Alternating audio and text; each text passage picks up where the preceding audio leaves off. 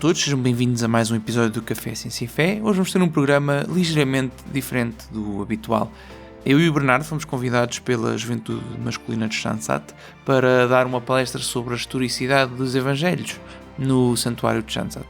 Esta palestra, na verdade, são duas palestras, uma delas é que vamos mostrar aqui hoje, a outra será no dia 26 de março, terça-feira da Semana Santa, também no Santuário de Chansat, para a qual os convidamos desde já. E por ser um tema que nós já tínhamos abordado, decidimos não partilhar esta palestra como um episódio normal, mas em vez disso partilhá-la num dia diferente do costume. Apesar de já termos abordado o tema, é sempre ligeiramente diferente quando se faz ao vivo, não é? Quando se faz uma palestra num local, e além disso temos uma secção de perguntas no final em que respondemos, interagimos um pouco com os presentes e que pode também ser interessante para quem gostar deste tema. Outro motivo para não termos partilhado enquanto episódio normal é porque estávamos num local diferente e improvisámos a gravação do som como foi possível, mas naturalmente não tem a mesma qualidade habitual e portanto decidimos pôr isto um pouco como um episódio bónus. O evento foi filmado, foi gravado e transmitido em direto no Facebook, também pela Juventude Masculina de Schanstatt, a quem agradecemos muito o convite e a organização e todo o cuidado prestado. Para quem nos segue no YouTube ou quem nos segue no Spotify, mas tiver curiosidade e quiser ver o vídeo da apresentação, bem como alguns dos slides que nós fomos mostrando, no YouTube este episódio estará também disponível em formato vídeo. Agradecendo novamente à Juventude Masculina de Chansat, passamos sem mais demoras ao episódio e esperemos que gostem.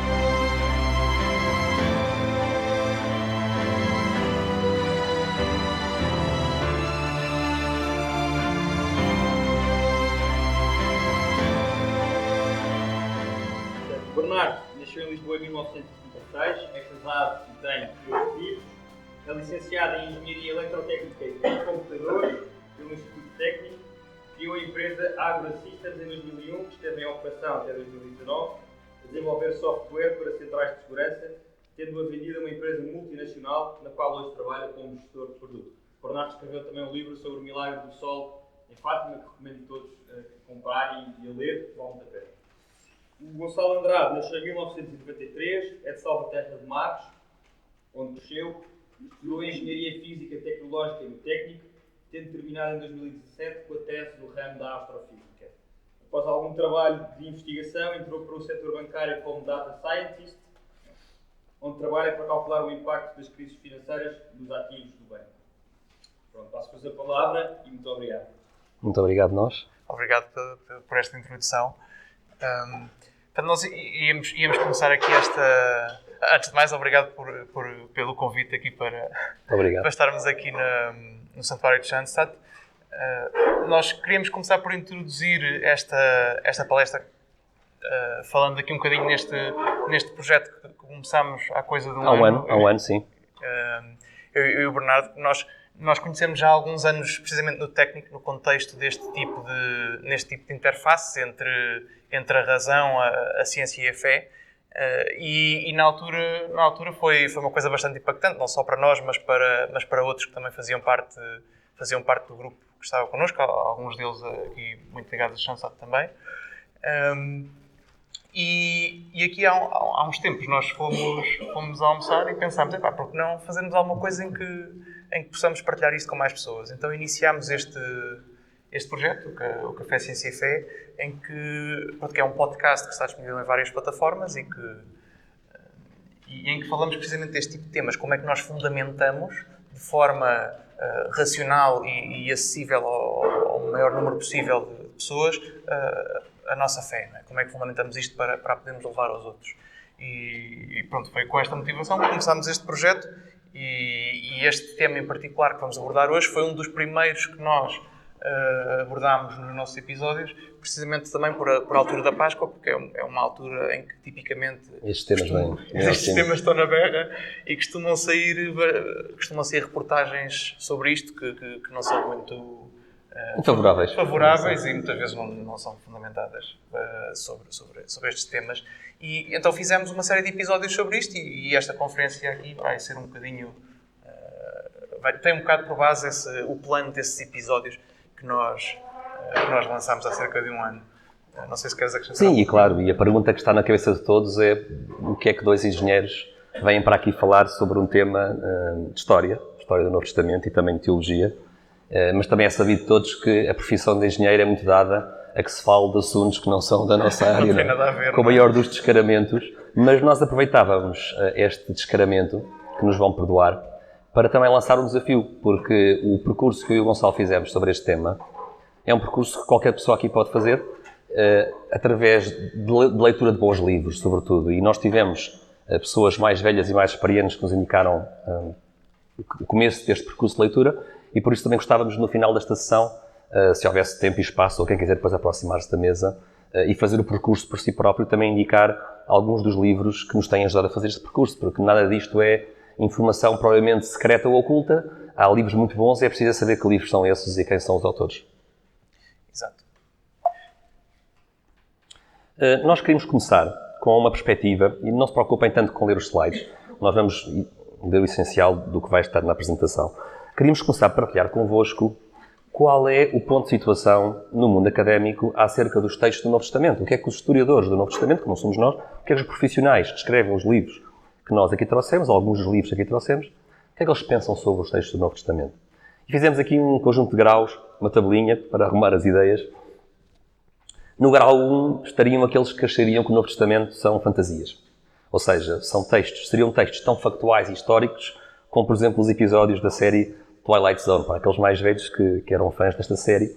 Bom, é preciso dizer que não há nenhum académico neste grau. Nenhum académico, nenhum historiador do Novo Testamento considera que os textos são fantasias. Grau 2. Será que o Novo Testamento são lendas com fundo histórico? O que é que isto quer dizer? Quer dizer que quem acharia que o Novo Testamento são lendas com fundo histórico não tem bem certeza sobre o que é que seria o texto original. Estes textos teriam sido muito alterados, muito adulterados. Seriam textos folclóricos, textos lendários, mas com uma base histórica lá muito escondida, não é? E quem está no grau 2, por exemplo, não aceita os milagres, não é? Por exemplo. No século XIX, no final do século XIX, este era o consenso académico. Ou seja, há mais de 100 anos atrás. Hoje em dia, o mundo académico não está de todo neste grau. Mas há um académico bastante falante, não é? Que aparece em todo tipo de redes sociais e de plataformas digitais e que é um excelente académico, que é o Bart Ehrman, mas por ser uma voz bastante cética, ele distorce um bocadinho a nossa perspectiva do que é que o mundo académico pensa. Por isso, sim, ainda há alguns académicos neste grau 2, o Bart Ehrman é um deles, mas o consenso já não está aqui. O consenso está no grau 3. O grau 3, os académicos hoje em dia que escrevem e que orientam tese ou doutoramento sobre esta área, entendem os textos do Novo Testamento, os Evangelhos sobretudo, como biografias antigas. Biografias antigas, que estão repletas de dados históricos, que contêm nomes verdadeiros, de pessoas verdadeiras, lugares verdadeiros, distâncias, práticas, costumes e datas que são verdadeiras. No entanto, se o historiador, por exemplo, for ateu ou for agnóstico, o historiador vai descartar os relatos miraculosos, que no fundo são uma pequena parte dos textos do Novo Testamento. Portanto, o consenso hoje em dia está neste grau 3. E depois tens ainda mais 3 graus, que não vamos entrar nesta sessão de hoje, não vamos conversar, não vamos detalhar a diferença entre grau 4, 5 e 6, que são graus em que os cristãos podem debater. Num grau 4 está aquele cristão que diz que, em larga medida, o Novo Testamento é fidedigno, mas pode ter alguns erros históricos. Depois, no grau 5, estará aquele cristão que diz não há erro no Novo Testamento em doutrina e moral, mas pode haver erro noutros assuntos que não sejam doutrina e moral. E, por fim, no grau 6, temos aquele cristão que diz que não há qualquer tipo de erro, nem sequer histórico, nem sequer científico, no Novo Testamento. E a ideia fundamental aqui da palestra de hoje é explicar um bocadinho o que é que aconteceu, que argumentos é que surgiram para fazer com que o consenso académico nesta área passasse do grau 2 para o grau 3. O que é que levou uma série de céticos neste tema a considerarem os Evangelhos e os textos do Novo Testamento, em geral, como textos fidedignos. Obviamente, o Novo Testamento não é um livro, não é? São muitos, e cada um desses livros tem a sua classificação, não é? Mas em geral, em relação à maior parte dos livros, o consenso mudou bastante, e é um bocadinho sobre isso que... E mudou há 20 anos, não é? Estamos a falar de há 20 anos para cá. Não é uma coisa que aconteceu assim do nada, mas que tem vindo a acontecer. E temos duas sessões. Na sessão de hoje temos aqui as 5 críticas, ou as 5 objeções que o nosso imaginário, que o nosso cético imaginário, vamos aqui supor um cético que nos faz perguntas, um amigo, um colega de trabalho, um familiar, vai-nos colocar aqui 5 objeções em relação à historicidade do Novo Testamento.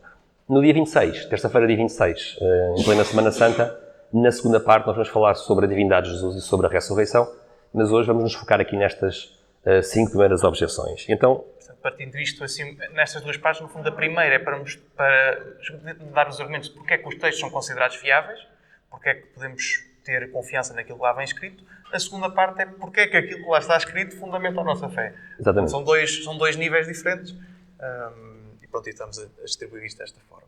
Diz o nosso crítico, porque é que eu hei de acreditar no Novo Testamento se as únicas referências a Jesus estão no Novo Testamento? Porque é que isto é um problema? Bom, em primeiro lugar, o Novo Testamento, como o Gonçalo disse, são vários livros, que depois, mais tarde, levaram uma lombada. Não caiu do céu, não caiu do céu já uma lombada, exatamente. Um túnel luminoso a descer. E se nós formos ver aos documentos históricos que chegaram até nós, a primeira evidência de um Novo Testamento, vá lá se quisermos encadernado como um livro, é o Códex Moratório, que está em Milão. É a primeira listagem de livros do Novo Testamento que chegou até aos dias de hoje como manuscrito. Estamos a falar do final do século II e o que quer dizer que estes textos surgiram separadamente, não é? E os primeiros cristãos foram-nos juntando. Por isso, quando alguém diz as referências de Jesus vêm todas do Novo Testamento, nós temos que explicar, não, o Novo Testamento são referências independentes. Lucas é independente de Mateus, até certo ponto, de Marcos e de João, etc. E é preciso algum material comum, mas em geral... São fontes que estavam separadas, não é? Diferentes e estavam separados para começar e depois é que foram reunidos no Códex que hoje conhecemos. E podemos falar aqui dos 3 sinóticos, não é? Mateus, Marcos e Lucas, e depois podemos também falar no João, que é considerado como um texto posterior aos textos de Mateus, Marcos e João, mas no fundo são fontes que surgem de forma distinta e que são preservados como tal, e que depois são agrupados numa lombada que recebe o Novo Testamento mais tarde apenas. Também temos as cartas do apóstolo São Paulo, as cartas católicas que atribuímos aos apóstolos e depois o livro do Apocalipse que termina o Novo Testamento.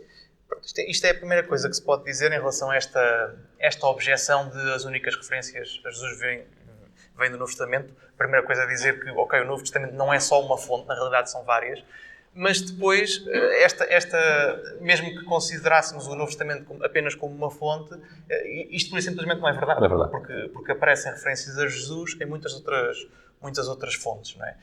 E em particular temos aqui fontes importantes, que são fontes judaicas, e depois temos também as fontes pagãs, que são historiadores do Império Romano. Aqui nas fontes judaicas temos esta bastante importante, que é, por exemplo, o historiador Flávio Josefo, que é um historiador do primeiro século. E temos aqui algumas citações em que ele fala claramente de Jesus, e isto são fontes de fora do Novo Testamento. Vamos ler, não é? Vamos ler o que é que diz Flávio Josefo sobre Jesus. E vão reparar, não é, que ao lermos esta citação de Flávio Josefo, que há coisas que vão parecer boas demais para um autor que é judeu, e depois vamos comentar o que os historiadores acham sobre essas passagens que parecem boas demais para ser verdade. Estamos a ler das Antiguidades Judaicas, o livro do historiador judeu Flávio Josefo. Jesus viveu nesta época, um homem sábio, se é que se pode chamá-lo corretamente de homem, pois ele fez obras maravilhosas e foi um mestre para aqueles que recebem a verdade com prazer. Ele atraiu para si muitos judeus e muitos gentios também. Ele era o Messias. Quando Pilatos, instigado por nossos líderes, o condenou à cruz, aqueles que o amavam desde o princípio não o abandonaram, pois ele desapareceu de novo vivo ao terceiro dia, assim como os divinos profetas haviam predito estes e inúmeras outras coisas maravilhosas sobre ele. A tribo dos cristãos, assim chamada, em sua homenagem, sobrevive até os dias de hoje. Marcámos ali com cor de laranja, não é, Gonçalo? As passagens que parecem boas demais para ser verdade. Exato, claramente, se ele é judeu, não é? Se ele acreditasse nessas coisas, não seria judeu, não é? Ele é o Messias, não é? Seria cristão. Mas estas passagens que aqui estão marcadas a laranja são... Esta passagem é um bocado polémica, porque precisamente porque tem estas passagens a laranja que os historiadores hoje em dia consideram que provavelmente foram adicionadas por um copista muito fervoroso, não é? Exato. Mas essas passagens em particular são disputadas e, contudo, a referência a Cristo é clara na parte que não é contestada pelos historiadores hoje em dia. E, portanto, temos aqui um exemplo claro de uma referência a Cristo fora do Novo Testamento. E aqui temos a mesma passagem. Não. É a mesma passagem, mas reconstruída pelo historiador John Mayer, Exato. que no fundo retira a parte que é polémica e conjetura o que é que o texto original eventualmente poderia ser. E reparem que ainda está aqui muita coisa importante, não é? Um atestado de que Jesus existiu, que era um homem sábio, que fez obras maravilhosas, aqui estamos a falar atualmente de curas, de milagres, que foi um mestre e que atraiu muitos judeus. E mais ainda, reparem um detalhe aqui sumarento de que Pilatos foi quem o condenou à cruz, o que é interessante como uma atestação histórica, não só de que Jesus existiu, mas foi condenado à morte na cruz. E nós dizemos todos os domingos no credo. Tal igual. Próxima referência. O mesmo Flávio Josefo, numa outra parte, vai referir-se a uma outra figura histórica muito importante, o apóstolo São Tiago. Então vamos citar outra vez Flávio Josefo. Com Festus morto e albinos apenas a caminho, Ananos pensou que agora tinha uma boa oportunidade para agir. Reuniu um sinédrio judiciário. Portanto, isto é o episódio do julgamento de Tiago. E trouxe perante ele Tiago, o irmão de Jesus, que se chamava Cristo, e alguns outros. E depois de condená-los como infratores da lei, entregou-os para serem apedrejados. Temos aqui um atestar, não é, da existência não só de Jesus, mas dos apóstolos. E do tipo de tratamento que eles recebiam. Sim. E já agora comentar também os nomes geniais que eles davam às pessoas. Não é? Sim, mas estes vestes albinos, isto devem ser funcionários do Sinédrio, não? Membros do Sinédrio. Agora vais para Roma, vais para Tácito. Tácito é um grande historiador da Roma clássica e vamos ver o que é que os romanos disseram acerca de Jesus. E aqui em especial, como estamos ou seja, porque ainda poderíamos argumentar que o Flávio José estava dentro do contexto e, portanto, alguma forma podia ter algum viés em relação Sim. a isto. Não é? Agora estamos a falar de historiadores que estão fora do contexto e que não têm nada, não têm nenhuma parte interessada nisto, de maneira nenhuma. Completamente.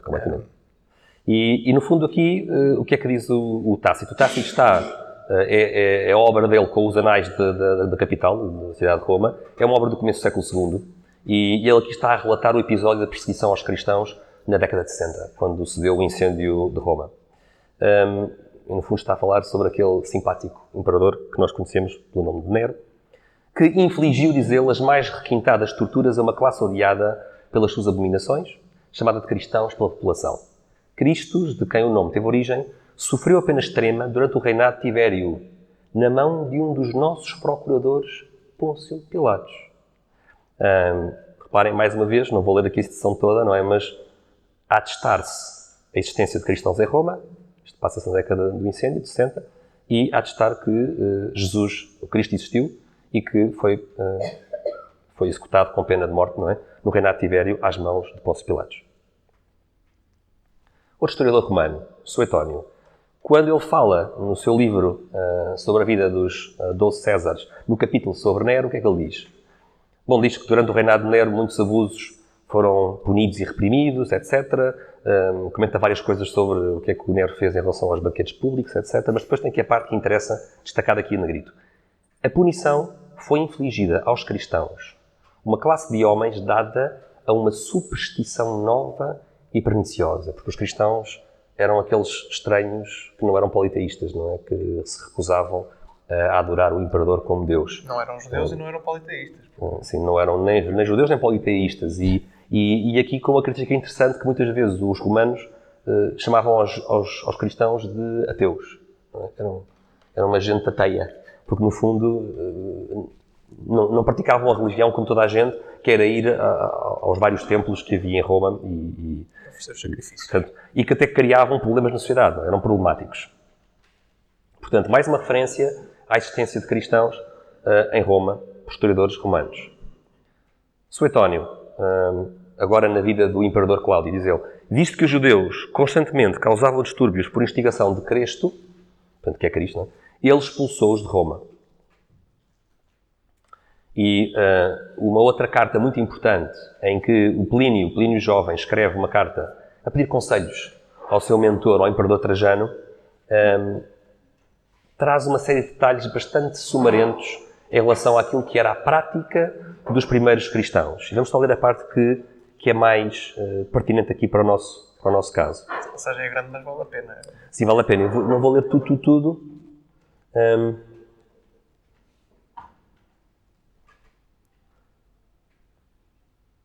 Estes, os cristãos, afirmaram que a soma e a substância da sua falta ou erro, portanto, alguns cristãos, para não morrerem, renegaram o cristianismo, não foram todos, mas estes cristãos que se arrependeram, não é, às mãos de Plínio e da sua força policial, diz que eles estavam acostumados a se encontrar num dia fixo antes do amanhecer.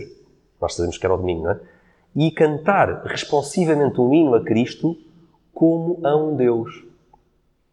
Portanto, sempre que alguém disser, bom, a Igreja inventou a divindade de Jesus lá para o século IV ou por aí, temos aqui Plínio a escrever, vá lá, no virar do começo do segundo século, a dizer que os primeiros cristãos que ele prendeu e que ele interrogou judicialmente cantavam hinos a Cristo como a um Deus, não é? E vamos introduzir aqui o nosso primeiro autor aqui da noite. Trouxemos o Calhamaço, do Richard Bauckham. É um livro que se pode dizer que... Este livro pode-se dizer que mudou profundamente o mundo académico de estudos do Novo Testamento, porque neste livro este historiador britânico introduz a perspectiva nova de encarar os Evangelhos como textos oriundos de testemunhos oculares. Ele, no fundo, vai pegar em vários detalhes do texto que nós muitas vezes nem sequer damos por eles, simplesmente passamos por cima, porque não é o que estamos à procura, não é? Mas ele vai reparar que os textos têm vários detalhes pequenos que são marcas de que foram escritos por testemunhas oculares, escritos ou ditados por... Ou baseados em testemunhas oculares. Ou baseados em testemunhas oculares, porque acertam em coisas que não estaríamos à espera que eles acertassem se fossem coisas inventadas, não é? E, portanto, nós agora vamos pegar aqui em algumas destas objeções. Aliás, as segundas objeções que estamos a ver lá em cima são precisamente objeções deste tipo e vamos ver como é que responde a elas, Richard Bauckham responde a cada uma delas. Portanto, a primeira é a objeção de que os Evangelhos originalmente surgiram como textos anónimos. Isto é uma coisa que nós já ouvimos e é uma teoria defendida, por exemplo, aqui pelo Bart Ehrman, que falámos acima, mas que tem alguns problemas se nós pensarmos nisso. Um dos problemas é que se, de facto, os Evangelhos tivessem surgido como textos anónimos, nós estaríamos à espera de ter manuscritos que fossem anónimos. Sem nome, sem título, não é? É assim, de facto, há manuscritos que não aparecem completos, não é? Portanto, há fragmentos, não é? Quando são fragmentos é complicado, não é? Mas a verdade é que não, segundo, por exemplo, aqui o Brant Pitre e o Richard Bauckham, não existem cópias em que tenha a parte onde seria expectável que seria o título, não é? Que sejam anónimas. Além disso, haveria aqui outra situação que também estaríamos à espera. Se eles inicialmente fossem textos anónimos, nós estamos à espera que dado que eles já estariam disseminados pelo Império Romano todo, não é? Quando finalmente se escolhe um título para o Evangelho, nós estamos à espera de encontrar coisas completamente diferentes em cantos opostos do Império, não é? Nós estaríamos à espera que eles todos decidissem de forma unânime chamar aquilo que nós hoje chamamos de Evangelho de São Lucas, Evangelho de São Lucas, não é? Se calhar numa ponta do Império chamavam Lucas. Outro chamia Pedro, Evangelho de Pedro, por exemplo, Tiago, assim, um apóstolo importante, não é? Um apóstolo importante. Exato. Pois há aqui outro ponto ainda, que se os Evangelhos fossem anónimos e nós estivéssemos a inventar um título, ninguém ia dar o nome de Lucas ou Marcos. Quem é que são esses, não é? Quem é que são essas pessoas? Quem é essa gente? Não é? Não eram apóstolos. Se eu vou inventar um título, eu vou dizer que é o Evangelho de Pedro, vou dizer por que é o exemplo, Evangelho de Tiago, vou dizer que é o... Filipe, não é? Sim, não vou dizer, Mateus e João eram evangelistas, estavam com Cristo, não é? Mas Marcos e Lucas não eram. Não. Portanto, quem está a inventar, em princípio, vai buscar nomes sonantes. E nós vemos, de facto, se olharmos para aquilo que se chama os Evangelhos Apócrifos, que são outros evangelhos além dos 4 que nós temos na nossa Bíblia, que são textos mais tardios, que eles vão buscar precisamente estes nomes, Pedro, Judas, Maria Madalena, nomes sonantes. Vão buscar nomes sonantes e são textos mais tardios e que penso que não vamos falar aqui, mas não tem estas marcas de qualidade histórica que os textos que nós temos na Bíblia têm. Portanto, temos aqui o Bart Ehrman, no fundo, a dizer-nos, a pôr em cima da mesa uma teoria dele, a teoria de que os textos circularam anonimamente durante muito tempo, antes de receberem o seu nome, mas quando nós vamos, como fez o historiador Simon Gather-Cole, quando vamos listar os manuscritos mais antigos que chegaram até aos nossos tempos, o que é que nós encontramos? Evangelho segundo Mateus, segundo Mate, às vezes está incompleto, não é? Às vezes o título aparece no fim, mas tem sempre um autor, não é? Segundo Marcos, segundo Mar, segundo Lucas, segundo João. Ou seja, não existe um manuscrito completo que não tenha um dos títulos que nós conhecemos, não é? Que esteja trocado. Por exemplo, o texto que nós chamamos por exemplo, sim, Lucas trocado. aparecer chamado Evangelho. Isso não acontece. Marcos, não aparece. Portanto, quando tem o título, é unânime. Basicamente Agora, isto é super estranho, não é? Porque, no fundo, temos aqui o Bart Ehrman, este historiador cético, não é? Dizer-nos, acreditem em mim, que os textos começaram anonimamente, mas não temos um único manuscrito anónimo. O que é uma tese um bocadinho estranha, não é? Uma tese sem evidências, não é? Em resumo, o historiador católico Brent Peter, cujo livro nós recomendamos vivamente como a melhor introdução a este tema, não está ainda traduzido, The Case for Jesus. É um livro excelente para começar a navegar nestas águas do Novo Testamento. Livro muito fácil e muito acessível. E está aqui resumido a resposta que ele, no fundo, dá. Todos os manuscritos têm título, e é estranho se fossem anónimos que tivessem surgido todos com o mesmo título em partes diferentes do Império. Além disso, Lucas e Marcos, não é? São nomes estranhos para se escolher quando havia apóstolos mais sonantes para escolher. Aliás, a apresentação que estamos aqui a fazer hoje é muito inspirada neste livro, porque tem exatamente a mesma estrutura. Começa por defender a fidelidade dos textos enquanto textos e depois, na segunda parte do livro, vai defender que os textos defendem que Cristo era Deus. E ele dá aqui ainda mais um contra-exemplo interessante. Ele faz-nos pensar, por exemplo, na Epístola aos Hebreus. A Epístola aos Hebreus não tem um autor certo, ou seja, durante algum tempo achou-se que era de São Paulo, mas não há certeza acerca de quem é o autor, e esta Epístola circulou anonimamente, e como circulou anonimamente, chegou aos nossos dias com incerteza em relação ao autor. Sim, não é o que acontece com os Evangelhos. Há quem diga, exato, há quem diga que é de Paulo, há quem diga que é de outro autor, que não se conhece, não existe certeza, e tem precisamente esta questão, os títulos aparecem diferentes.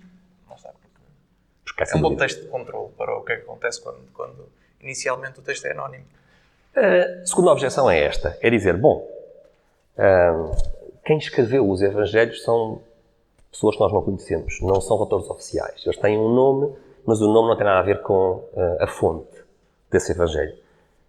Nós temos que olhar para evidências, para responder a esta objeção, temos que olhar para evidências externas, ou seja, o que é que se disse dos Evangelhos nos primórdios do cristianismo, o que é que autores, como neste caso, vamos ver agora de seguida, o que é que a patrística, os padres da Igreja disseram sobre os autores dos Evangelhos, quer os padres gregos, quer os padres de língua latina, o que é que eles disseram sobre esses textos, e vamos chamar evidências externas, e vamos também olhar para os próprios dos textos e ver as evidências internas, o que é que dentro do texto nós encontramos que nos aponta para o autor desse texto. Vamos falar aqui sobre alguns nomes da patrística, vamos falar sobre o Papias, que a tradição diz que era discípulo de São João. Vamos falar sobre Justino Mártir, um filósofo da Palestina que se converteu em cristão e um ardente defensor da fé cristã. Vamos falar sobre Ireneu de Leão, que foi discípulo de Policarpo, que por sua vez foi discípulo de São João, portanto está uma pessoa de distância de um apóstolo. Já falámos sobre o cânon moratório que está em Roma, que é o cânon mais antigo que tem a listagem dos textos do Novo Testamento. E vamos também falar sobre Clemente de Alexandria, um padre de língua grega, que viveu em Alexandria e que era discípulo daqueles anciãos. Os anciãos são aquelas pessoas mais velhas que conheceram os apóstolos e que ainda estavam vivos no final do primeiro século e no começo do segundo século. E este Clemente foi aluno, foi discípulo desses anciãos que conheceram os apóstolos. Vamos também falar sobre Tertuliano, que é um padre do Norte de África de língua latina. Eles são importantes, obviamente, porque são as pessoas que viviam na altura e que tinham um acesso mais próximo às fontes. Às fontes. Então, quando olhamos para São Mateus, o próprio Evangelho diz-nos quem é que é este Mateus, não é? Estava sentado no posto de cobrança. Jesus disse-lhe, segue-me. E, além disso, quando se listam os apóstolos, aparece lá Mateus, o cobrador de impostos. Fora do Evangelho de Mateus, encontramos, por exemplo, Papias a dizer que Mateus compôs os ditos em hebraico. Temos Ireneu de Leão que diz que Mateus publicou o Evangelho entre os hebreus, no seu dialeto, e fez isto enquanto Pedro e Paulo estavam a pregar em Roma. Clemente. Portanto, para a adaptação do Sim, é importante para a adaptação do Evangelho. Não é? Ou seja, no fundo, Ireneu está a dizer que, alguns na década de 60, quando havia perseguição aos cristãos em Roma, e ainda São Pedro estava vivo ainda em Roma, Mateus estava ocupado a escrever na Palestina um Evangelho no dialeto dos hebreus. Clemente de Alexandria diz também que de todos os discípulos do Senhor, apenas Mateus e João deixaram memoriais escritos e que foram levados a escrever pela pressão da necessidade. Diz ainda que Mateus pregou primeiro aos hebreus e escreveu primeiro na sua língua nativa. Aqui uma sensação de urgência, não é? As pessoas estão a envelhecer e é preciso escrever antes que as testemunhas oculares já cá não estejam, não é? Exato. Marcos. Quem é que é este Marcos? As cartas de São Paulo falam, e os Atos dos Apóstolos falam-nos um pouco sobre esta figura de Marcos, o autor do Evangelho com o mesmo nome. Na carta aos Colossenses nós lemos: saúda-vos Aristarco, meu companheiro de prisão, bem como Marcos, primo de Barnabé. São os únicos judeus circuncisos que colaboram comigo no Reino de Deus. Tem sido uma construção para mim. Portanto, parece que Marcos era uma pessoa da confiança de São Paulo. A segunda carta a Timóteo: apenas Lucas está comigo. Depois a instrução de São Paulo de traz contigo Marcos, portanto, para que Marcos acompanhe na viagem. Depois Marcos será de grande ajuda no ministério, diz São Paulo. E nos Atos dos Apóstolos também. Nos Atos dos Apóstolos, inclusive, diz também que Barnabé queria também levar João, chamado Marcos. Portanto, este evangelista Marcos parece ser um João Marcos, sendo que sabe-se que havia em Jerusalém um João Marcos que pertencia a uma família próxima dos apóstolos. A mãe de João Marcos era conhecida dos apóstolos em Jerusalém. Se nós olharmos para as evidências externas... E que estas aqui são internas ao Novo Testamento, mas externas ao Evangelho de Marcos. Claro, sim, bem visto, exatamente. São cartas de São Paulo, ou são trechos dos Atos dos Apóstolos, da autoria de Lucas, e que não fazem parte dos Evangelhos. Não é? Portanto, fazem parte do Novo Testamento, mas atestam-se de forma independente. Exato. Depois também, se olharmos para Papias, ou para Ireneu e para Clemente, vamos ver também a patrística a falar um pouco sobre quem é que eram estas pessoas. Por exemplo, Clemente de Alexandria diz: imploraram a Marcos, um seguidor de Pedro, e aquele cujo Evangelho existe, portanto, o Marcos, que ele deixasse um monumento escrito da doutrina que lhes fora comunicado oralmente. Ou seja, é interessante que, no fundo, parece que este Marcos, seguidor de Pedro, escreveu a perspectiva de Pedro dos acontecimentos. Diz aqui que Pedro, quando soube, por uma revelação do Espírito, do que tinha sido feito, da escrita do Evangelho de Marcos, ficou satisfeito com o zelo dos homens.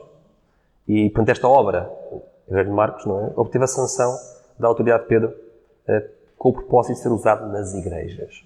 Portanto, São Pedro a concordar e a aprovar a escrita do Evangelho pelo seu seguidor Marcos.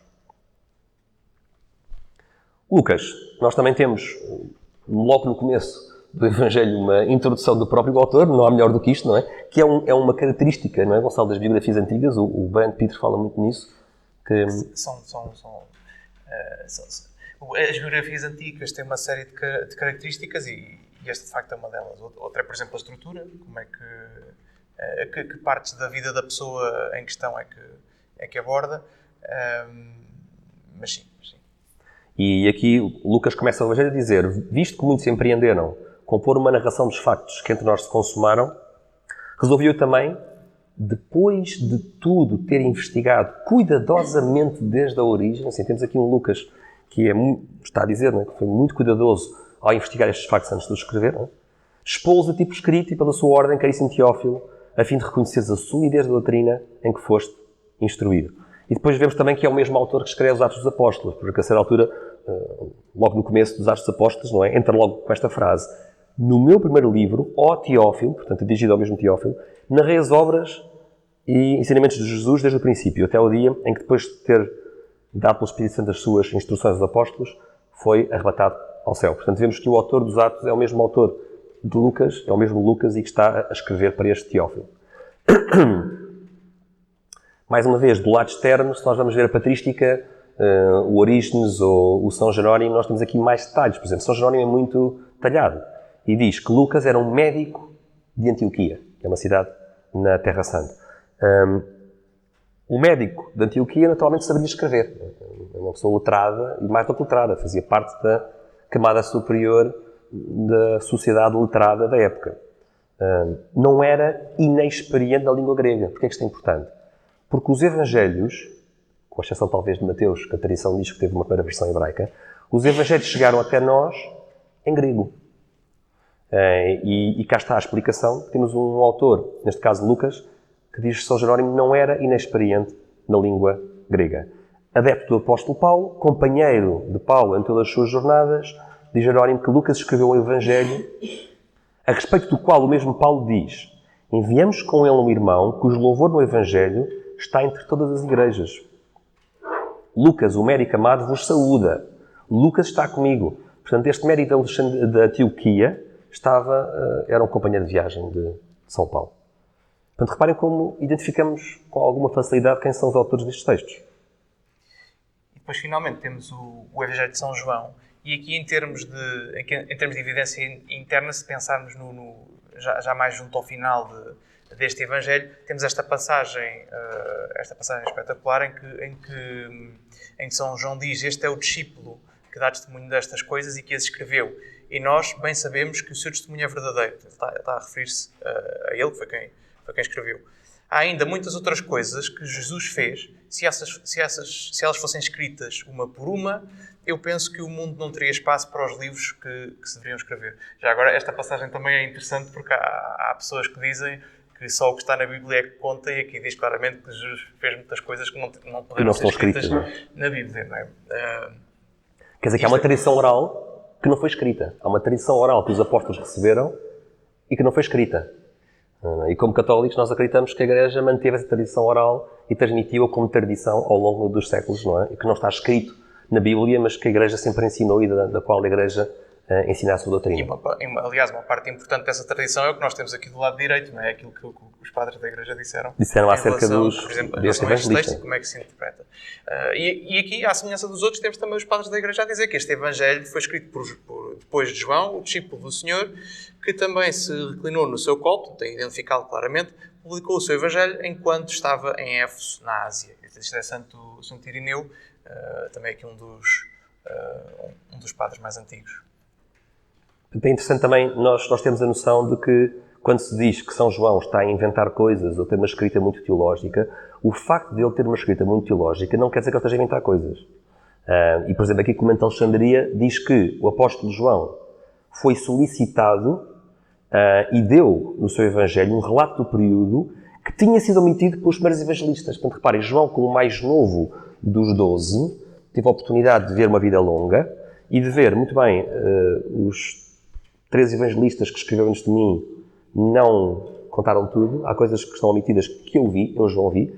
Então diz aqui, comenta Alexandria, que o apóstolo João pôs-se a escrever um relato daquilo que foi omitido pelos evangelistas para completar. Não é? Portanto, no fundo é interessante, João como testemunha ocular.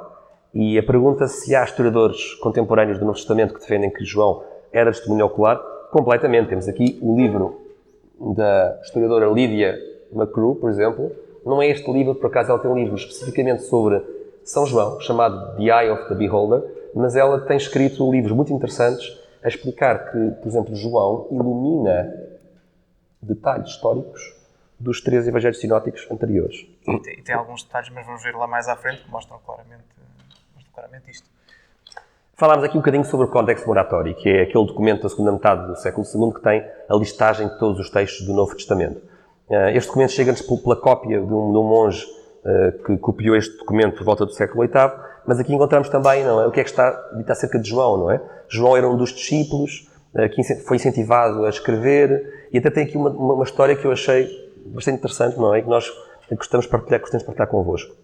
E então esta história diz o seguinte: isto é um pedido de João: jejuem comigo hoje por 3 dias, e o que for revelado a cada um, vamos contar uns aos outros. Naquela mesma noite foi revelado a André, um dos apóstolos, que João deveria escrever todas as coisas em seu próprio nome. E os outros iriam rever o que João tinha escrito. Portanto, é uma tradição interessante acerca de como é que João se decidiu a escrever e como é que se decidiu que João iria escrever a sua versão dos acontecimentos. Portanto, aqui outra crítica que tipicamente se faz é que os autores os autores dos Evangelhos não saberiam escrever. E aqui, à semelhança das outras, também temos vários ângulos a partir dos quais podemos abordar esta questão. Portanto, um deles é a questão de se eles de facto saberiam escrever ou não, não é? E para isso podemos olhar se olharmos, por exemplo, para São Mateus e para São Lucas nós já falámos lá atrás que seria médico, não é? Porque, em princípio, sendo médico, teria que saber ler e escrever, não é? Não seria um mau médico, não é? E o outro exemplo também aqui de grande importância é São Mateus, que, sendo cobrador de impostos, em princípio também teria que saber escrever para fazer o seu trabalho, senão não teria como o fazer. E, aliás, não só saberia ler e escrever, como é muito provável que o soubesse fazer em várias línguas, porque, tendo que cobrar impostos, tendo de falar com a força, com o império que estava a ocupar a zona, e estando na parte oriental do Império, é provável que soubesse grego por estar na parte oriental. Era mais que a língua do povo, não é? Dele, e latim por ser a língua oficial do Império Romano, com quem ele tinha que falar para poder fazer o seu trabalho, não é? Mas depois há aqui outra questão, que é o facto da pessoa não saber escrever implica que não pode ser autora de um livro. Não. Antigamente as pessoas comunicavam por escrito mesmo quando não sabiam ler e escrever, não é? A solução é muito simples. Se eu não sei escrever, peço a alguém dito e a pessoa escreve. Arranja um escriba E essa pessoa pode escrever, não é? E ler a mesma coisa. Posso pedir a alguém, olha, lê-me esta nota, por favor. E portanto esta questão se os autores sabiam ler ou escrever, acaba por não ser, no caso de pelo menos 2 deles, é muito provável que eles soubessem. Sim, Mateus e Lucas, não é? Os outros, mesmo que não soubessem, a solução é simples. Não é por não saberem ler e escrever que não podem deixar um depoimento, não é? Arranjam um escriba. E, aliás, na primeira carta de São Pedro, vemos precisamente São Pedro a referir Silvano como alguém que estava com ele, precisamente por ser escriba, por ter essa capacidade de escrever. E, por fim, também em relação a São João, mais novo dos apóstolos, também não é assim tão estranho que, tendo uma vida muito longa, ou São João aprendeu a escrever ao longo da sua longa vida, ou então, como só estavas a dizer, não é? Arranjou um escriba. Tendo ele tempo, não é? Também era outra opção. Esta objeção é muito conhecida e quando vamos ao YouTube e procuramos pelo nome do Bart Ehrman, encontramos várias palestras e vários debates em que ele fala muito sobre esta questão e até usa a analogia do telefone estragado, né? Daquele jogo de crianças em que, de propósito, numa festa de crianças, a criança vai dizer um segredo ao ouvido da criança ao lado e vai fazer de propósito para estragar aquilo que está a dizer. Portanto, não só as coisas são ditas em voz baixinha, como são de propósito distorcida de uma criança para a outra. Não é? Mas mesmo que não faça de propósito, uma das regras desse jogo é que só pode dizer as coisas uma vez. Tem que dizer baixinho, só pode dizer uma vez, e mesmo que a pessoa esteja a tentar reproduzir exatamente, nessas condições é complicado e a mensagem perde-se com facilidade. Não é? Mas esse exemplo do telefone estragado não se aplica necessariamente aqui ao caso do... Este caso do Novo Testamento, não é? Por vários motivos, não é? Pronto, em termos de autoria, nós vemos... Ok, Marcos e Lucas não estiveram diretamente com Cristo, mas falaram com testemunhas oculares. Não é? Mas, por exemplo, Mateus e João são os mesmos que estiveram com Cristo e que assistiram às coisas. Portanto, não temos aqui uma distância. Uma cadeia de transmissão para a própria pessoa que viu, é também a que escreve. E além disso, está rodeada de pessoas que também viram. E é uma coisa...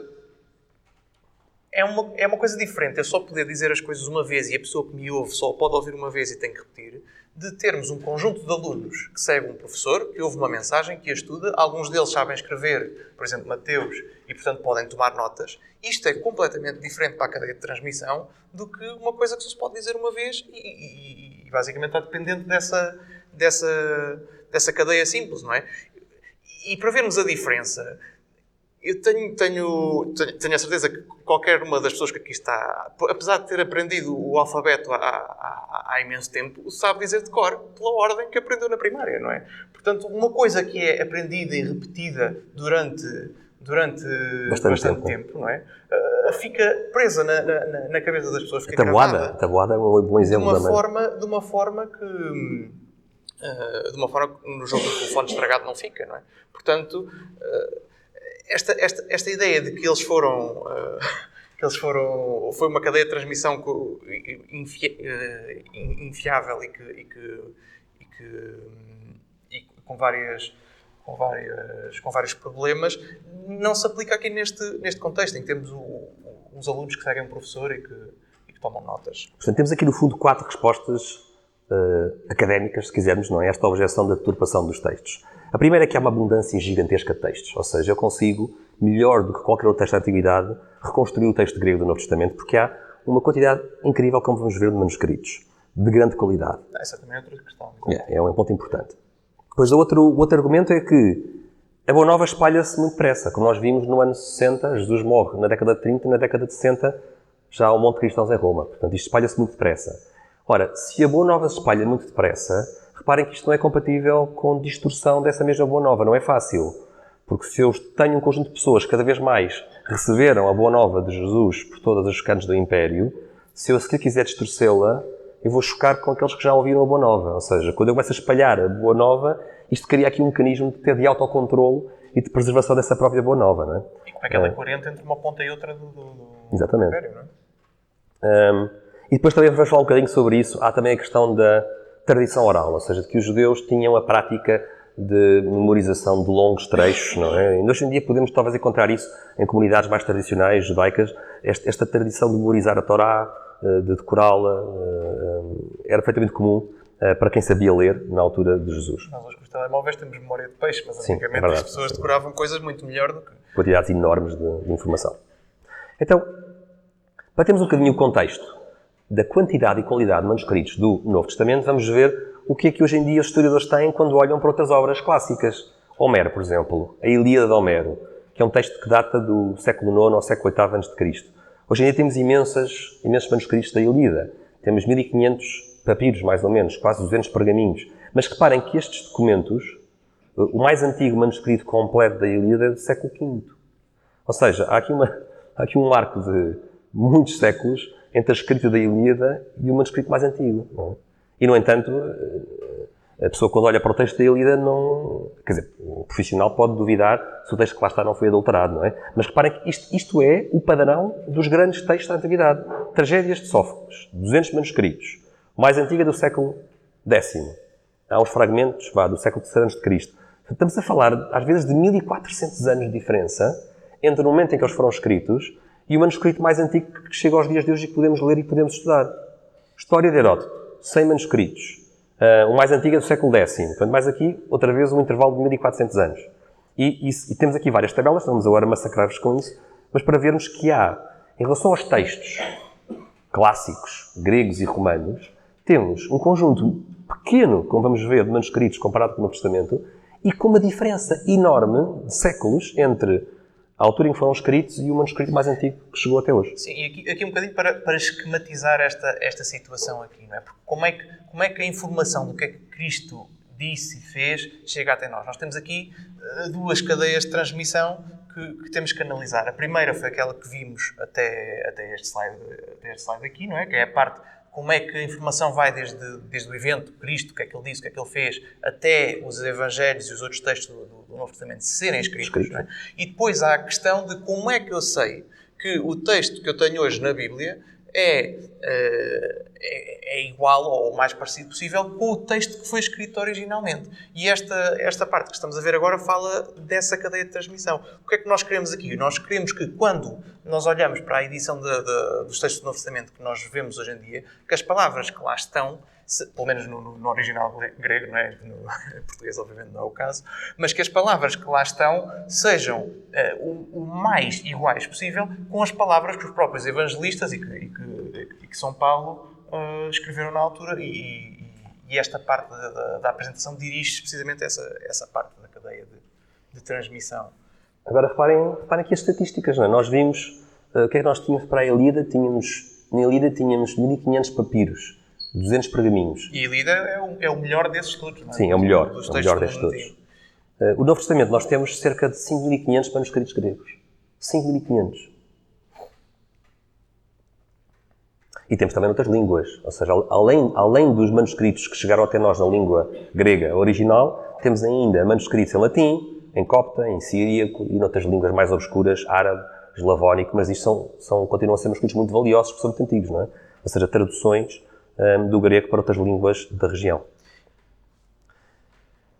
O Bart Ehrman, quando apresenta esta questão de que tudo foi deturpado de forma irremediável, ele costuma lançar este número, que é um número que à primeira vista é absolutamente chocante. O Barthelme diz assim: o Novo Testamento grego tem 138 mil palavras.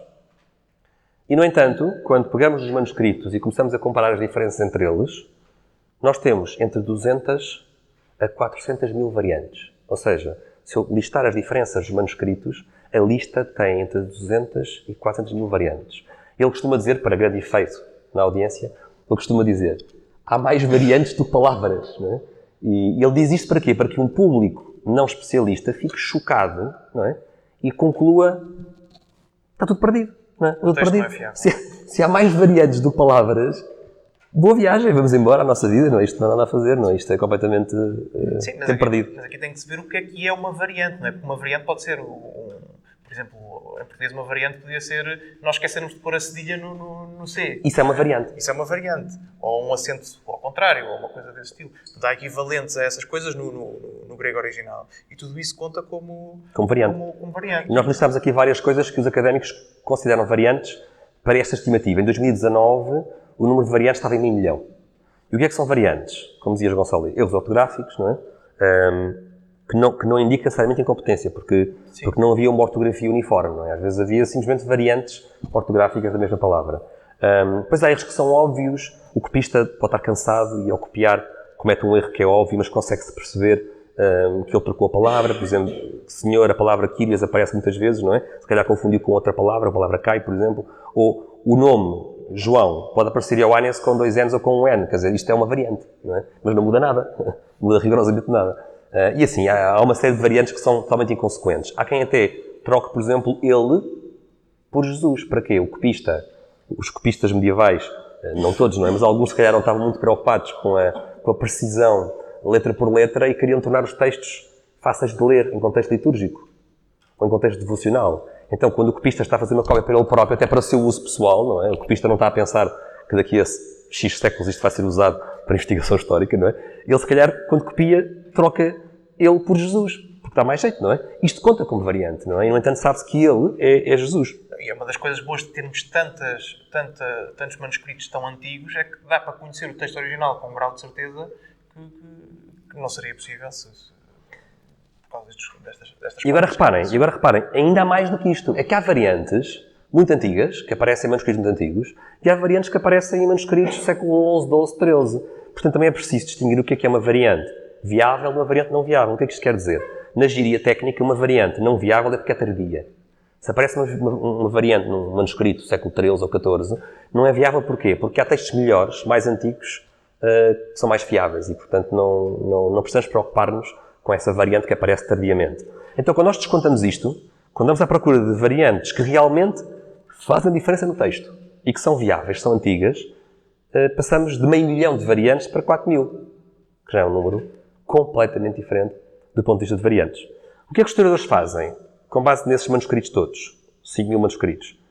Publicam o Novo Testamento grego, que está aqui para quem quiser depois vir espreitar, ou seja, os nossos Novos Testamentos são traduzidos disto. Esta edição até nem é, digamos, a mais académica de todas, é uma edição de principiante, porque não tem em rodapé todas as variantes, mas há edições com 3 vezes esta espessura, em que a pessoa pode ver, se quiser, pode ver palavra a palavra, naquele manuscrito esta palavra está ligeiramente diferente. Se a pessoa quiser, tem esse tipo de detalhe. Hoje em dia, compra este tipo de livros académicos que têm este tipo de detalhe, não é? Portanto, hoje em dia nós temos um texto de grego de altíssima qualidade. Portanto, este que eu tenho aqui editado na Alemanha, é um texto de altíssima qualidade, académico, que nos ajuda a fazer traduções para a nossa língua, neste caso, para as várias línguas do Novo Testamento. E depois o desafio disto é tentar chegar ao texto original. Evidente, sim. Com a maior precisão possível. Mas nós temos a árvore genealógica do texto, ou seja, nós conseguimos perceber até as influências que os manuscritos têm entre eles e perceber quando é que surgem estas variantes. Ou seja, é possível construir uma árvore genealógica destes manuscritos. É fácil? Não, é difícil, mas é possível. Então temos aqui 2 imagens. Temos aqui o papiro 46, um trecho da segunda carta de São Paulo aos Coríntios. Portanto, isto é um suporte extremamente frágil, não é papiro, é altamente volátil e altamente frágil. Este é um papiro que data entre o final do século II e o começo do século III. E depois temos também aqui um Novo Testamento de altíssima qualidade, que é o Codex Sinaíticos, que foi descoberto no mosteiro no Sinai. E este é um manuscrito datarado de meados do século IV e que contém o Novo Testamento, feito por um escriba muitíssimo competente, uma escrita de altíssima qualidade, em pergaminho, portanto, pele de animal, não é? E que sobreviveu, como podem ver pela imagem, ao teste do tempo e 1600 anos depois ainda está com este aspecto espetacular. Há pouco falámos sobre esta questão de tradição oral, não foi, Gonçalo? Ou seja, que os judeus tinham este treino, não é, de memorizar. Isto por vezes também se fazia escolhendo maneiras de escrever os textos que fossem fáceis de memorizar, usando a rima, por exemplo. Rimas, lenga-lengas. Sim. Sons parecidos, não é? Fonética semelhante. E temos aqui o trecho, importantíssimo trecho, talvez a tradição oral mais antiga de todo o Novo Testamento, aparece na primeira carta de São Paulo aos Coríntios, capítulo 15, que é quando São Paulo tem que provar aos habitantes de Corinto que ele, São Paulo, teve acesso a uma tradição apostólica, não é? Então São Paulo explica aos coríntios o que é que ele ali traz, não é? Transmiti-vos o que eu próprio recebi. E entramos agora na parte que se chama o trecho doutrinal desta primeira carta de São Paulo aos Coríntios, capítulo 15. Cristo morreu pelos nossos pecados, segundo as Escrituras. Foi sepultado, ressuscitou ao terceiro dia, segundo as Escrituras. Apareceu a Cefas, não é, Pedro? E depois aos 12. Em seguida, depois da ressurreição, não é? Apareceu a mais de 500 irmãos de uma só vez. Portanto, aqui temos São Paulo a dizer que Jesus apareceu num dia, pelo menos uma vez, a mais de 500 testemunhas oculares. E reparem no que ele diz, não é? Ele diz a maior parte dos quais ainda vive. E porquê é que ele faz questão de dizer que a maior parte dos quais ainda vive? Isto para nós já não é muito útil, não é? Mas já não, eles já não vivem, não é? Para quem estava vivo na altura, isto é um convite à validação. Isto está a dizer, as pessoas que viram isto ainda estão vivas e vocês, se têm dúvidas, viajem até com eles e viajem até à Palestina e perguntem, não é? Isto é uma marca é uma marca de autenticidade do texto, não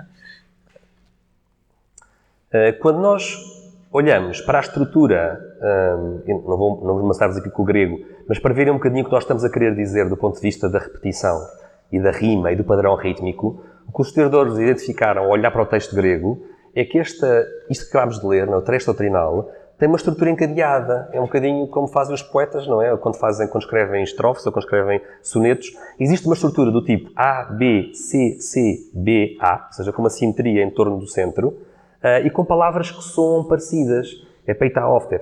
São palavras que ajudam o falante de grego, que não somos nós, claro, não é? A decorar esta rima, não é? E a poder transmiti-la oralmente a quem quiser. Nós vamos ficar por aqui nesta primeira parte. Nós acompanhámos aqui um conjunto de objeções acerca da qualidade histórica dos textos do Novo Testamento. Vamos agora abrir para perguntas e respostas. Daqui a 2 semanas, sensivelmente, no dia 26, terça-feira, vamos continuar este tema olhando para o que é que Jesus disse acerca de si mesmo como Deus e vamos falar sobre a ressurreição, que é o ponto alto do Novo Testamento. Eu só queria acrescentar uma coisa antes de fecharmos, que acho que nos esquecemos de dizer. É que, além de, em termos de manuscritos, haver muito mais manuscritos dos textos do Novo Testamento do que dos outros textos clássicos que nós aqui falamos, se nós virmos qual é que é a data, a que data que corresponde o manuscrito mais antigo que se tem, se compararmos o Novo Testamento com os outros textos clássicos gregos e romanos. É uma diferença abismal. Normalmente nos outros textos clássicos, como a Ilíada, as tragédias e a história de Heródoto, o manuscrito mais antigo que se tem é de centenas de anos, ou às vezes milhares. Séculos depois do acontecimento. Enquanto no Novo Testamento temos manuscritos muito mais próximos do acontecimento. Temos manuscritos do século II. Temos fragmentos de papiros do século II depois de Cristo. Portanto, temos uma distância de 100 anos entre os acontecimentos e o texto que chegou até nós mais antigo. Mas os historiadores também não dizem, obviamente, que os textos foram escritos do século II. Dizem que os textos são do século I, não é? Mas mesmo se nós assumirmos a datação tardia dos Evangelhos, e pegando no caso de São João, que é o mais tardio, um historiador um bocado mais cético que diga São João escreveu, o texto data da década de 90, mesmo assim são 60 anos, não é? Entre a morte de Jesus e a escrita de João, são 60 anos. 60 anos são 3 gerações. Se uma geração for em 20 anos... E se a pessoa era nova, até pode ser a mesma pessoa. A mesma pessoa, tal e qual. No caso de São João.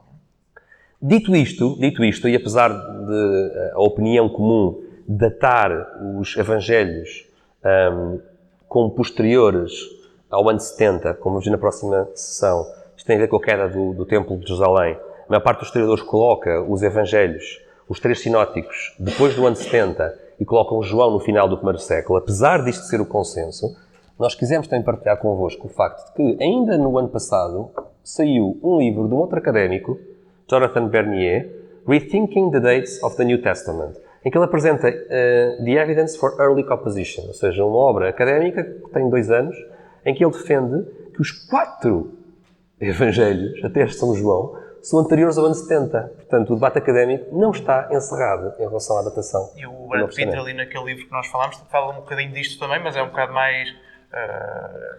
é um bocado mais de passagem, não é? E vamos poder aprofundar isto, não é, Gonçalo? Sim, mas na próxima sessão vamos falar um bocadinho sobre... Qual é o argumento dele, porque é que ele diz que os textos são de antes da queda do templo, mas isso... Ficará para a próxima, não estar a antecipar já. Exato. Agora queríamos ter tempo para perguntas e para conversarmos um pouco. Obrigado.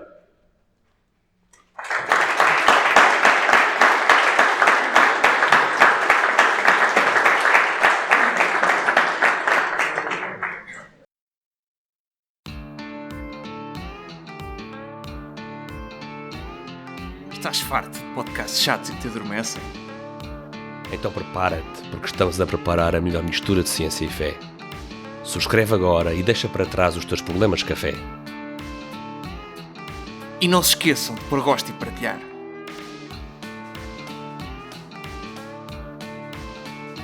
Não parecia o George Clooney, pois não?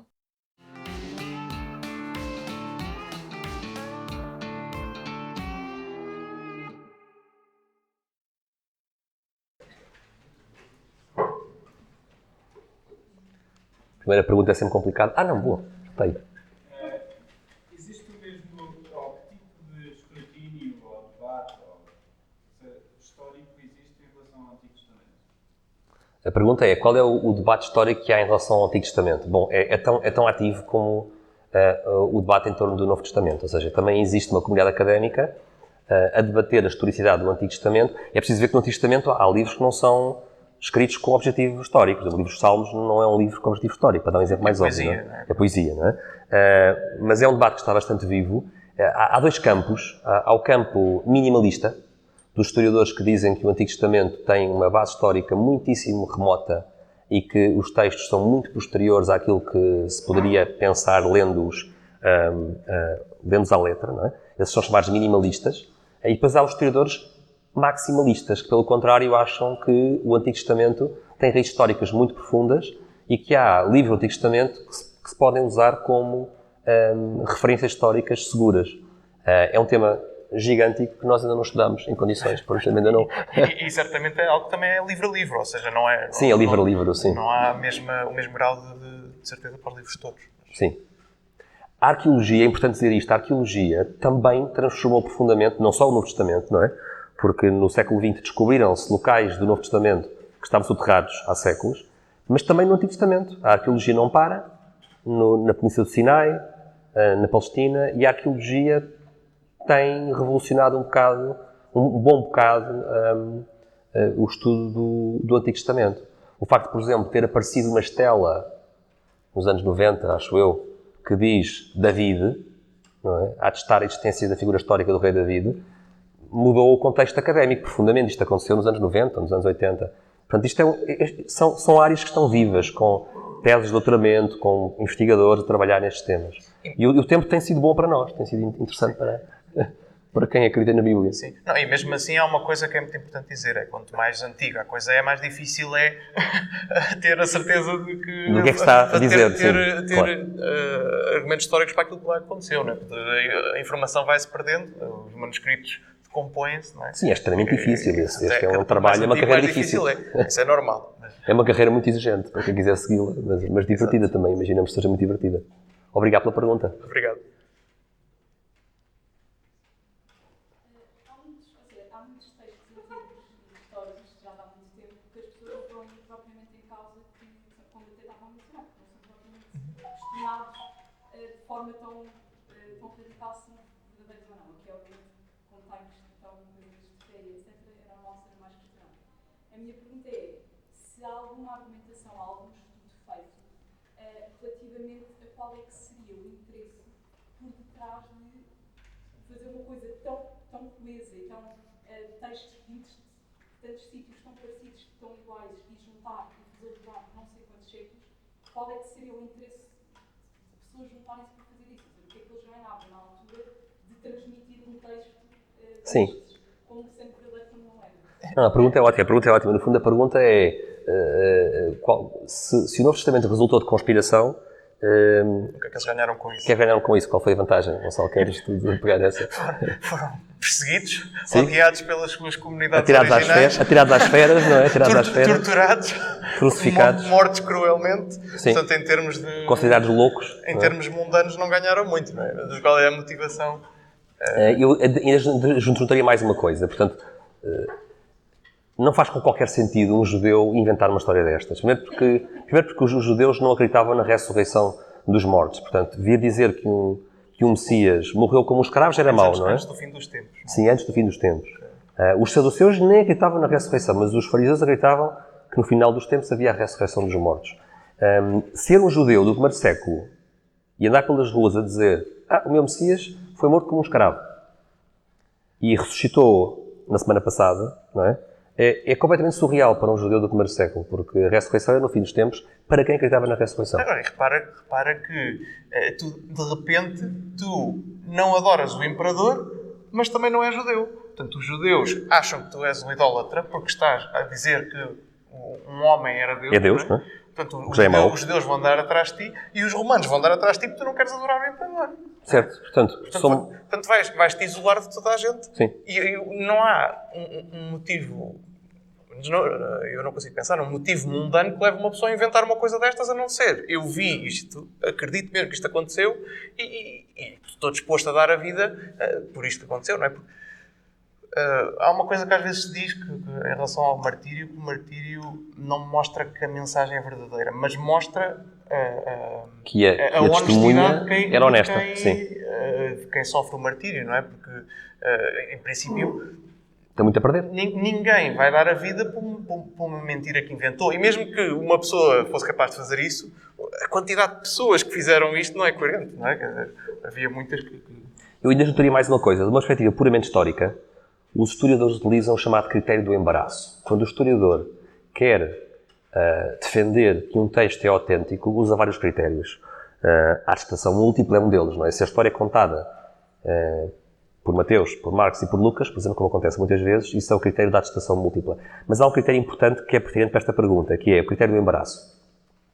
Se os textos contêm detalhes embaraçosos para os próprios autores, isso acrescenta credibilidade, não é? Quando o relato do Novo Testamento que Pedro renegou Jesus 3 vezes, por exemplo, é super embaraçoso.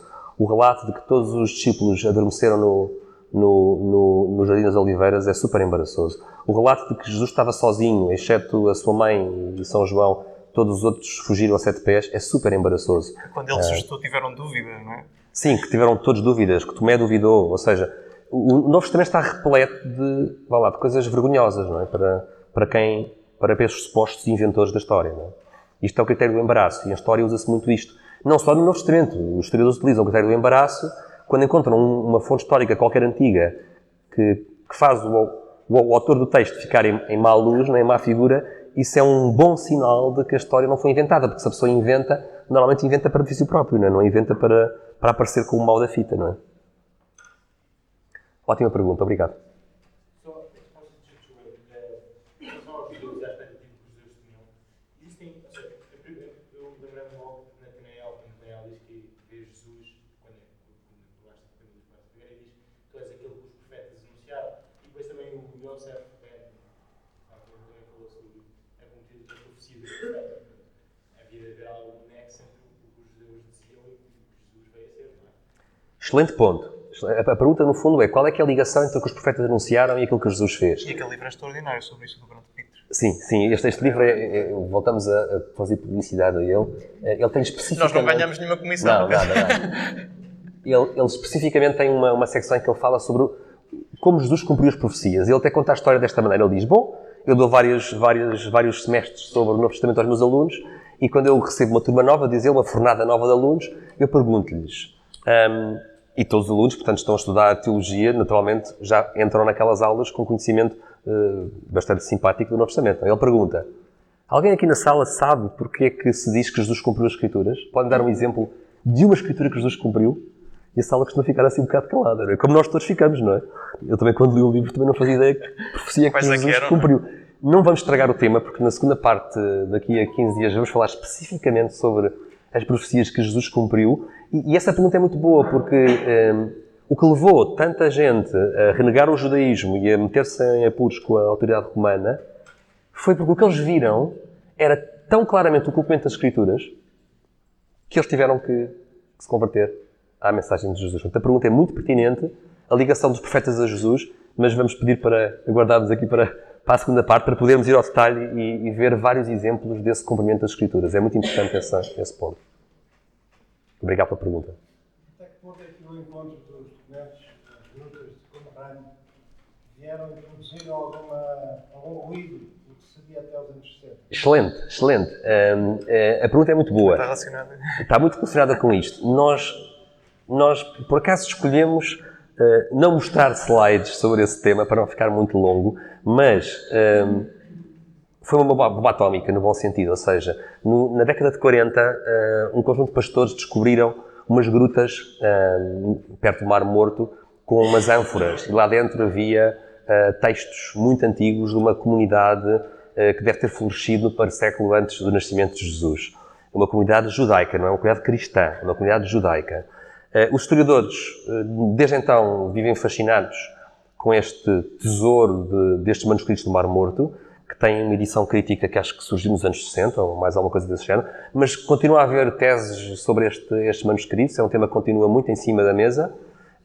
Os manuscritos mostram a doutrina e as convicções desta cultura judaica do virar do primeiro século a.C. para o primeiro século da nossa era, não mostram nenhuma ligação direta a Jesus, mostram, sim, sinais de uma ligação indireta através de João Batista.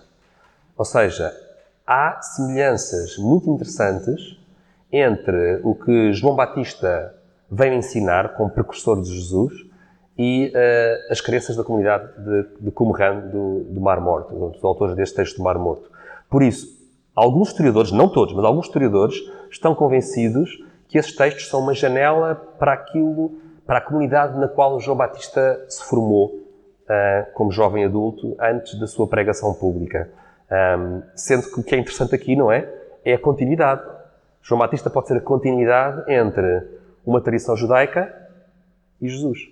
Porque Jesus também diz que não vem alterar a lei, vem levar a lei ao seu cumprimento completo. E fica aqui a pista de que os textos de Qumran podem nos ajudar a compreender melhor Jesus através daquilo que foi a figura de João Batista. Não, é importantíssimo, quanto mais nós soubermos sobre aquela sociedade, o que é que aquela sociedade acreditava, quais é que eram as tradições, quais é que eram os ditados que eles tinham em mente, coisas deste estilo, melhor nós podemos compreender o contexto em que os judeus se encontravam e a maneira como eles interpretaram aquilo que Jesus disse. E este autor, este Brand Peter, é uma das especialidades dele, é precisamente pegar naquilo que nós vemos nos Evangelhos e no resto do Novo Testamento e ler essas passagens à luz daquilo que era a visão e as tradições do judeu do primeiro século. E uma coisa engraçadíssima que ele conclui muitas vezes, nesse aí do The Case for Jesus, não tanto, mas nestes aqui nas raízes judaicas da Eucaristia e nas raízes judaicas de Maria, ele mostra como é que um judeu do primeiro século ia interpretar as passagens sobre a Eucaristia e sobre Nossa Senhora, e depois é engraçado porque ele depois passa para o Catecismo da Igreja Católica e diz, como podem ver, as coisas que nós temos hoje no Catecismo são judaicas, correspondem à forma como um judeu do primeiro século iria interpretar isto que Jesus está a dizer, e é extraordinário. Especial, este da Eucaristia é extraordinário. Ele relata detalhes, por exemplo, quais é que eram os passos que um judeu seguia durante a ceia pascal, como é que a cerimónia se desenrolava, e mostra como é que isso nos vai dar uma luz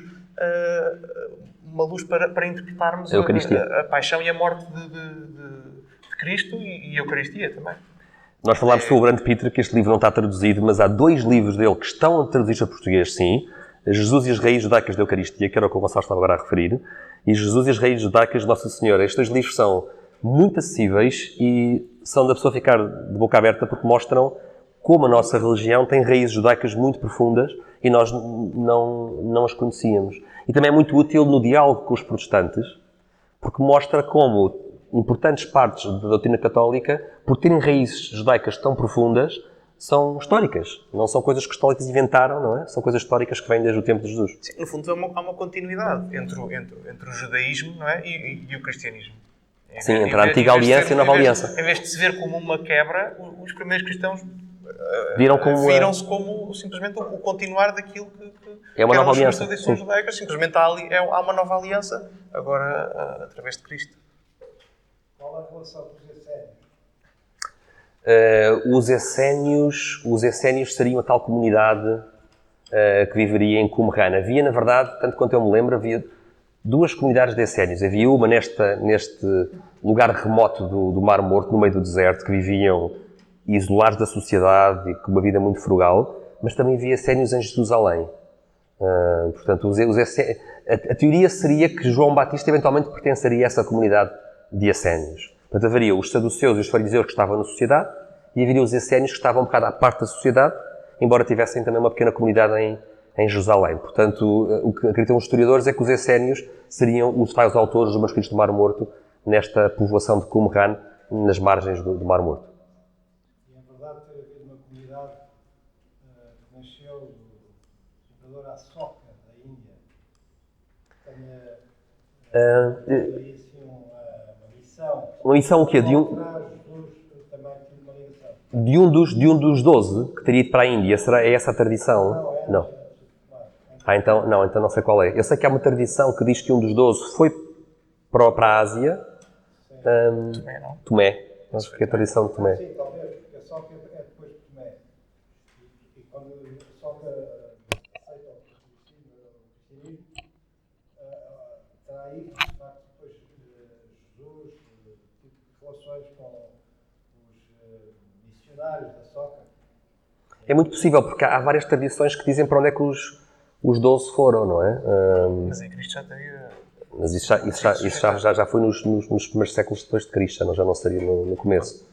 Portanto, não estou a ver nenhuma ligação judaica à Índia antes de Jesus. Agora, que há uma tradição que Tomé foi para a Índia, há essa tradição.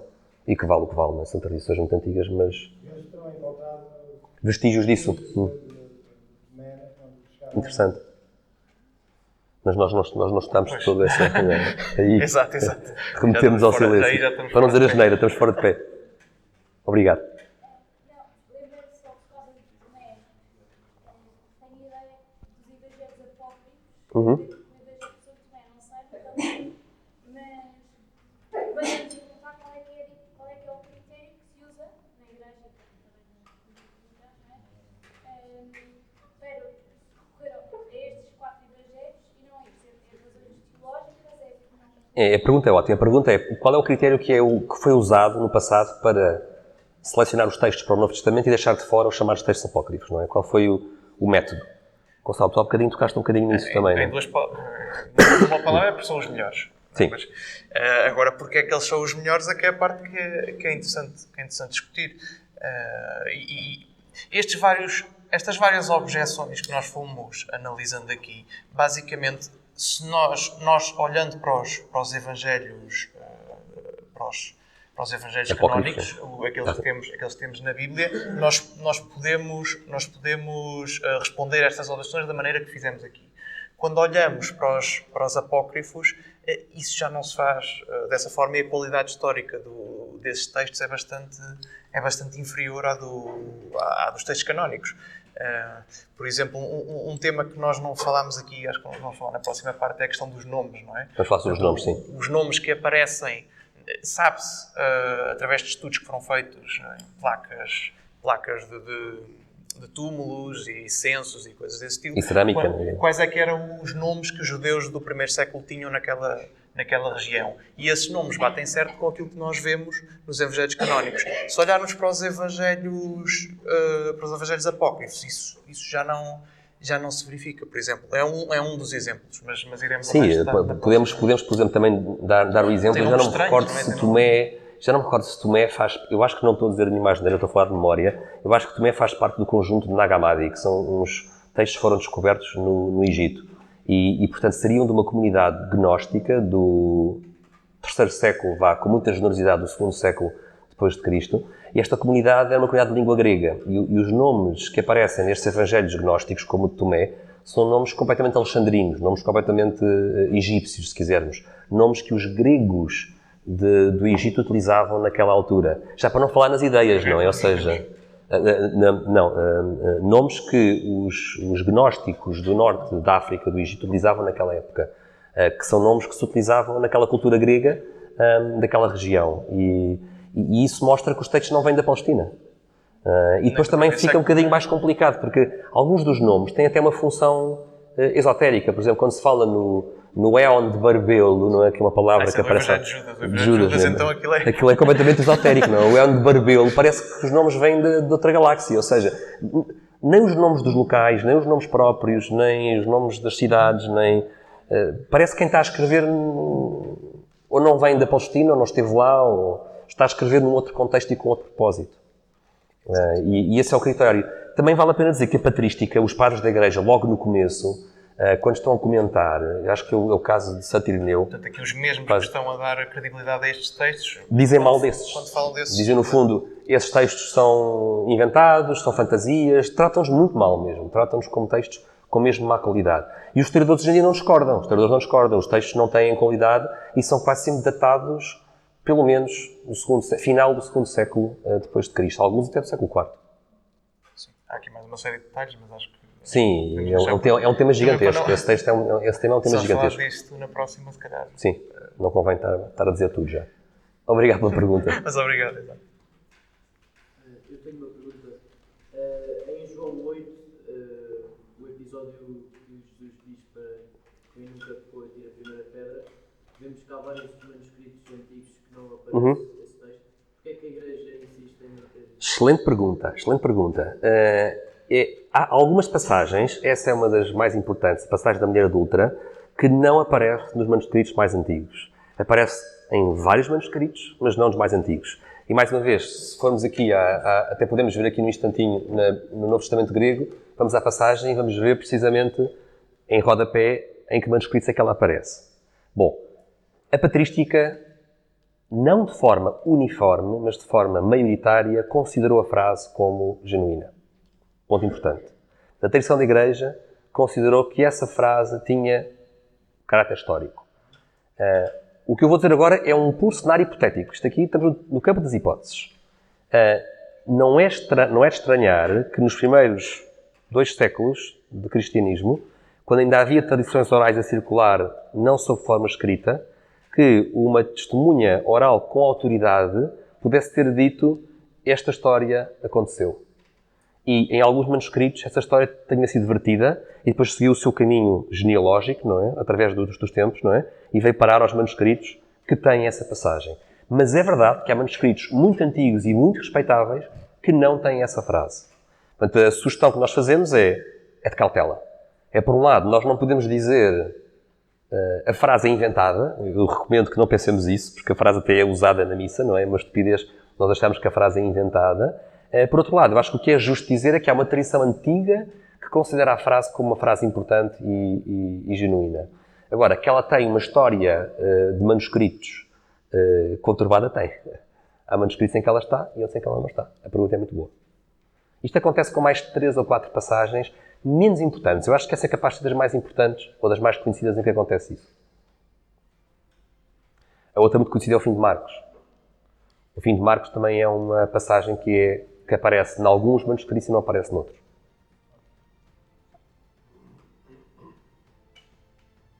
É um trabalho difícil, não é? Quando somos historiadores temos vários manuscritos, em qual é que eu vou confiar, não é? Eles não trazem assinatura digital, não é? Eu não sei bem... Traz uma pontuação. Não traz a pontuação, eu não sei bem qual é que é o melhor manuscrito, não é? E portanto o melhor que se pode fazer é precisamente isto, é fazer uma edição crítica. É dizer, olha, este diz isto, aquele diz exatamente, aquilo. Esta frase aparece nestes, não aparece naqueles. Misturando estes todos, achamos que o texto é provavelmente este. Mas é discutível. Agora, vale a pena dizer que com todas essas incertezas, isto que está aqui no Novo Testamento é de longe o melhor texto da Antiguidade Clássica do ponto de vista de qualidade de texto. Não há nada que se compare, nem um historiador romano, nem um historiador grego, nem uma peça de teatro grega. Não há nada que se compare à abundância de manuscritos que o Novo Testamento tem, para os historiadores poderem brincar e criar as suas teorias.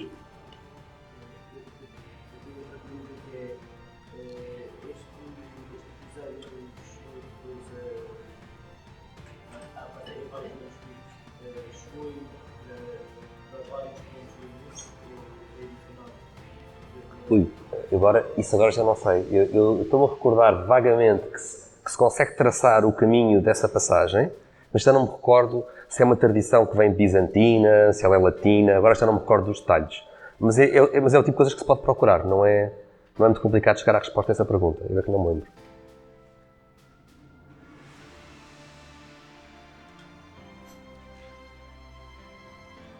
E muito obrigado.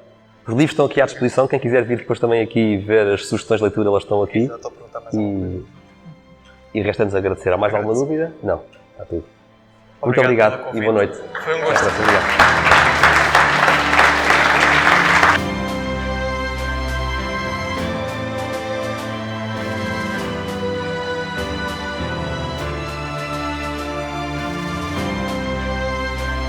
Foi o final da primeira parte da nossa palestra sobre historicidade dos Evangelhos no Santuário de Schanstatt. Esperemos que tenham gostado. Agradecemos mais uma vez à Juventude Masculina de Schanstatt pela organização do evento e por todo o cuidado prestado durante o mesmo. A segunda parte desta conferência, em princípio, será também gravada e publicada aqui no canal.